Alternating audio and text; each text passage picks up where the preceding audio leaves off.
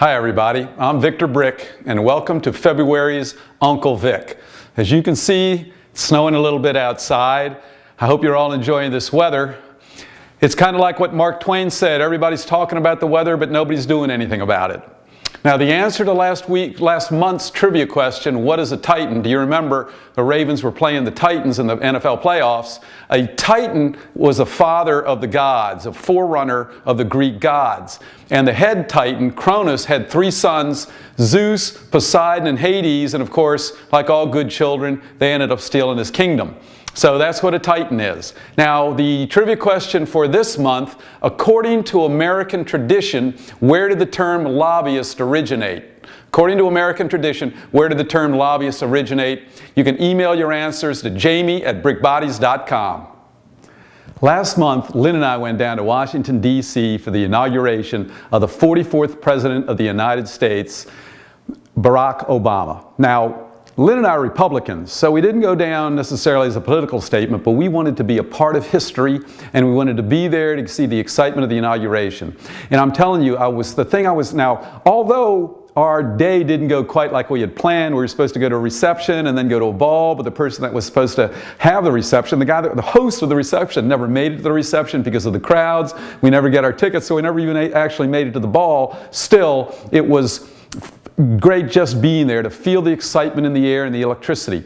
And the thing that we were most struck with while we were down there was the tremendous sense of hope and the tremendous sense of confidence that was exuding from all the people. You had 1.5 million people, very little issues, everybody was positive, people were crying, people were singing, everybody was upbeat. And I'll tell you, when people have confidence, good things happen. When people have confidence in each other, good things happen. When people have confidence in the economy, good things happen. After all, isn't that really what all that stocks really are, is confidence? The public's confidence in a company, which is why a lot of stocks right now, even though they're doing well in terms of cash flow, they're doing very poorly in terms of the market. Same thing's true with real estate, isn't it? A lot of people think that real estate is supply and demand, and to a certain extent it is. But isn't it really, the cost of real estate, isn't that really what somebody thinks is the value of that real estate? And when confidence is high, people think the real estate's worth more. When confidence is less, people think it's worth less. So the big overriding factor in all of this is the confidence factor. The same thing is true for people. If a person has confidence in himself or herself, good things happen. And if they don't perform as well. And sometimes it takes somebody else showing confidence in them in order for that person to have confidence in themselves. This is never more evident than in the world of sports.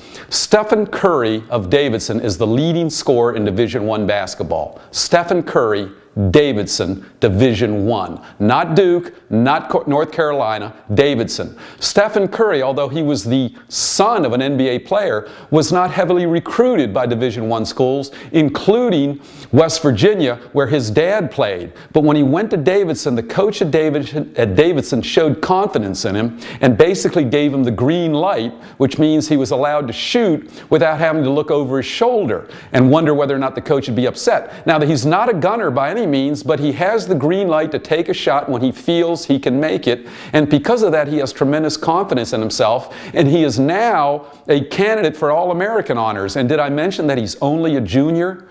And Stephen Curry, if he had gone to a place like Duke or North Carolina where they may not have had the confidence in him, might have had a hard time getting off the bench, much less leading the nation in scoring. The same can be said for my son John's Citadel basketball team, which plays, by the way, in Davidson's conference. Last year, the team had 13 freshmen, that's right, 13 freshmen and 1 junior, that junior being John. They won 2 Division I basketball games and only 1 game in the entire season in their conference. This year, they have 8 wins and 3 losses in their conference. They have 13 wins overall against only 10 defeats, and they are on the verge of rivaling Davidson for the league championship. They never doubted them. Last year, there were times when they were getting beat and they were getting down, but the coaches believed in them. They never gave up on them. They stuck with them. And this year, the team has learned how to win. They believe in themselves. The coaches believe in them. And as I said, they are on the verge of rivaling Davidson for the conference championship.